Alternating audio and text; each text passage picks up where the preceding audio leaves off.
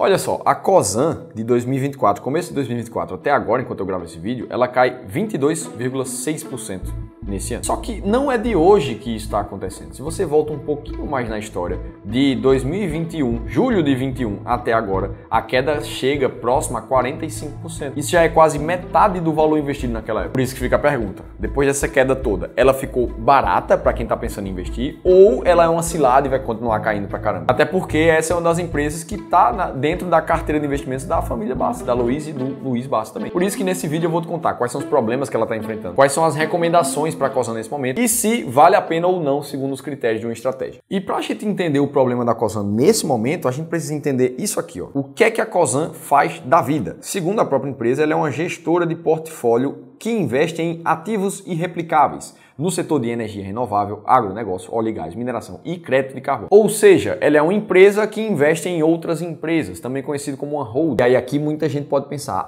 então ela é tipo a Itaúsa, outra empresa ali que também é uma holding, também investe em outras empresas. Só que na verdade não. Apesar das duas serem uma holding, elas têm intuitos de investimentos completamente diferentes. E a gente consegue ver isso de novo olhando para dentro da empresa. Olha aqui o portfólio de empresa da Cosan. Ela investe na Raízen, que é uma fabricante de etanol e cana-de-açúcar aqui do Brasil, também exportadora individual de açúcar. Também na Compass, que é uma empresa do setor de gás natural e energia no Brasil. Na Rumo, que é a maior operadora logística com base ferroviária independente na América Latina. Na Moove, uma das maiores empresas de lubrificantes do país. E recentemente a Cosan também fez um aporte novo na Vale, fazendo com que o portfólio fique assim. E qual a diferença principal da Cosan? É que por todas essas empresas estarem dentro do guarda-chuva dela, elas acabam aproveitando sinergias na operação de uma com a outra. Porque afinal de contas, lembra, o objetivo da Cosan é investir nessas empresas para desenvolver essas empresas. E é por isso que toda vez que a Cosan faz um novo aporte, investe nas empresas que ela já tem ou compra uma nova empresa, o mercado fica olhando se aquela empresa tem sinergia com o resto das empresas. É o caso dessa notícia aqui, ó, que mostra a Cosan aposta em sinergia dos negócios da Moove. Ou no caso oposto, quando a Cosan investiu na Vale, mercado vê pouca sinergia com a Vale e derruba ações da Cosan. Como eles próprios dizem lá de novo no RI,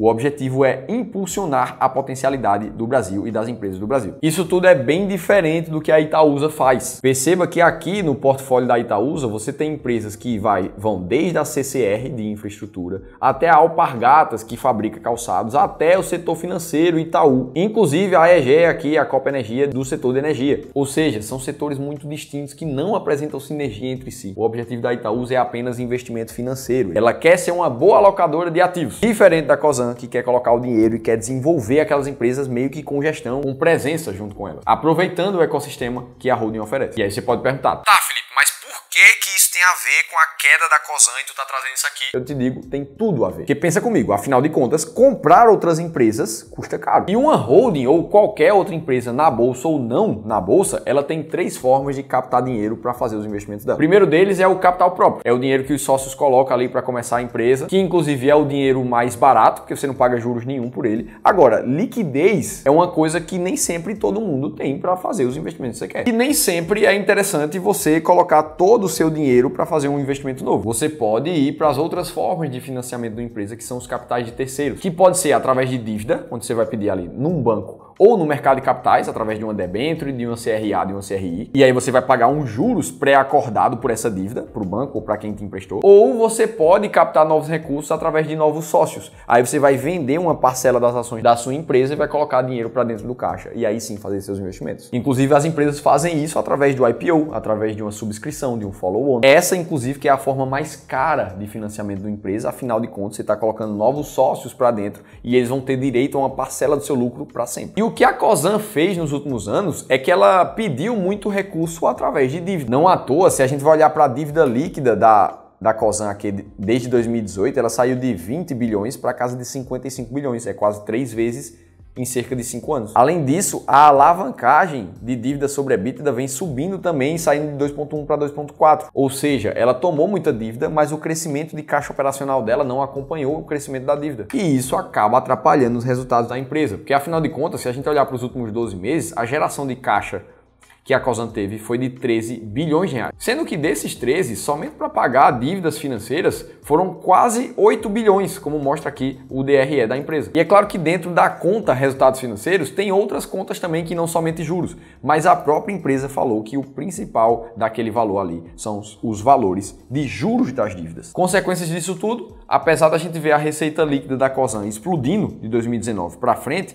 o lucro líquido ele ficou meio de lado nos últimos 3 anos. E se não tem lucro líquido aumentando, o dividendo também permanece baixo. Atualmente a Cosan está com menos de 3% de dividend yield e esse é o maior dividend yield desde 2019. E o pessimismo do mercado com essas dívidas, com esse resultado que não alavanca no lucro da Cosan, é que vem fazendo a cotação cair. E aí, próxima pergunta. O que será que estão dizendo os analistas do mercado? Qual é a tese deles para a Cosan? E olha, eu vou te dizer que tem muito otimismo para a Cosan. Tanto o Bank of America reforçou recomendações ali, quanto o BTG, que diz que é o melhor ponto de entrada para a Cosan, quanto a XP, que está com recomendações de compra para a empresa também. Eles concordam com a Aloysio Bassi, com o senhor Luiz Bassi, que inclusive falam que a Cosan é uma empresa de oportunidade na carteira deles. E as principais razões por trás desse otimismo com a Cosan são 3. Primeiro, é o possível IPO das empresas do guarda-chuva da Cosan a serem feitas na bolsa nos próximos anos. Porque, afinal de contas, se a gente olha para Compass Energia e para Moove, essas duas não são empresas com ações negociadas em bolsa. E um IPO dessas duas empresas poderia desalavancar muito a Cosan como um todo e trazer um resultado destravado para a empresa. E desde 2022, o CEO da Cosan vem falando que está nos planos dele fazer o IPO dessas empresas. Razão número 2 para o otimismo. A Cosan investe em ativos insubstituíveis, ou seja, perenes, e que inclusive são altamente sensíveis à taxa de juros mais baixa. Como o Brasil ainda está vivendo expectativa de queda da Selic, a Cosan seria muito beneficiada, não só pelos juros da dívida ficar menor, mas também por causa dos ativos perenes que ela investe se beneficiarem de ciclo de Selic baixo. E a terceira razão seria a mais importante, o ciclo final de endividamento que a Cosan está passando. Porque apesar da dívida bruta sobre o patrimônio líquido da empresa ter passado de 3 atualmente, a expectativa é que isso tenha chegado num teto, que daqui para frente é só desalavancagem. Mas o ponto principal que eu quero que você saiba daqui é que isso tudo é uma conjectura, é uma tentativa de prever o que é que vai acontecer no futuro. E se você nos acompanha, você sabe que a gente aqui no clube gosta de investir com base em estratégias sistemáticas,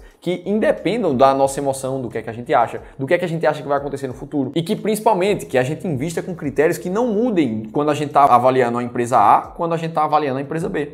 Muito menos que mudem quando a gente está avaliando ciclos econômicos diferentes. Não, uma estratégia sistemática ela tem critérios que são exatamente iguais ao longo de toda essa trajetória do tempo de empresa. Por isso que a gente cria estratégias como as ações mais baratas da bolsa, a máquina de dividendos, que junto de outras várias estratégias que a gente criou aqui no clube, formam o sistema de alocação estratégica, que nada mais é do que um passo a passo muito claro que a gente usa para investir mais de 2 bilhões de reais junto dos nossos clientes de consultoria e gestão. Tô te dizendo isso porque para você que nos acompanha aqui no YouTube, a gente tá liberando uma parcela do nosso serviço gratuitamente. Você pode participar hoje de uma análise de carteira gratuita, onde um dos nossos especialistas vai tirar 1 hora do tempo dele para pegar o nosso sistema de alocação estratégica e aplicar na tua carteira de investimento, para ver se o que você tá fazendo tá certo. No mínimo, você vai ter uma segunda opinião de um profissional que trabalha com isso há anos. Tudo gratuito. Se fizer sentido para você, você pode clicar nesse botão aqui em cima para encher um formulário que um de nós vai entrar em contato contigo. Também tá no segundo link da descrição do vídeo. Beleza, então a gente viu que tem otimismo pelos analistas do mercado pela Cosan, só que tudo isso é conjectura de futuro, então como é que a gente sabe se vale a pena ou não? E para partir daqui com muita clareza, você precisa saber qual é a estratégia de ações que você está usando. Aqui, no caso, a gente vai usar a estratégia das ações mais baratas da bolsa, que mostrou que no passado investir em ações baratas deu uma performance 5 vezes melhor do que investir em ações caras, segundo esses critérios. E a estratégia máquina de dividendos, que também nos últimos quase 30 anos teve uma performance de mais de 22%,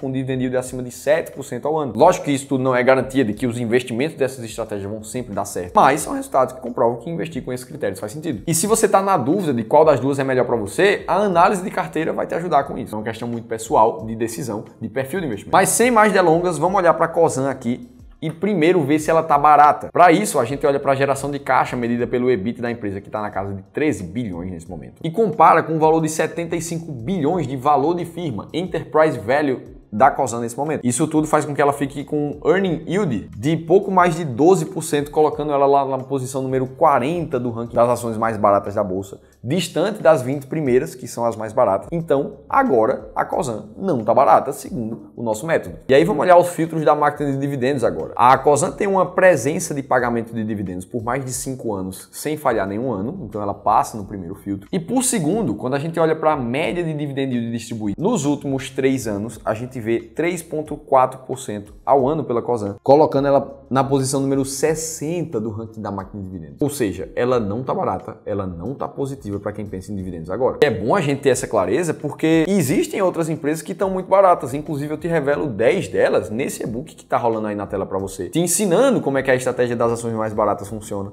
E que você pode baixar gratuitamente nesse link aqui de cima ou no segundo da descrição do vídeo também. Então não adianta ficar se apegando muito à empresa que você acha que vai acontecer alguma coisa, porque de verdade, investir assim só vai te fazer perder muito dinheiro, porque a gente não sabe prever o futuro. Dito isso, se você quiser continuar aprendendo aqui no YouTube, assiste esse outro vídeo que eu te mostrei por que o mês de maio é confirmado o mês recorde de pagamento de dividendos para quem gosta de investir com essa estratégia. Se teve pelo menos uma informação nesse vídeo que fez sentido para você, deixa o like aqui embaixo, se inscreve no canal Seu Dividendo que eu estou te esperando no próximo conteúdo.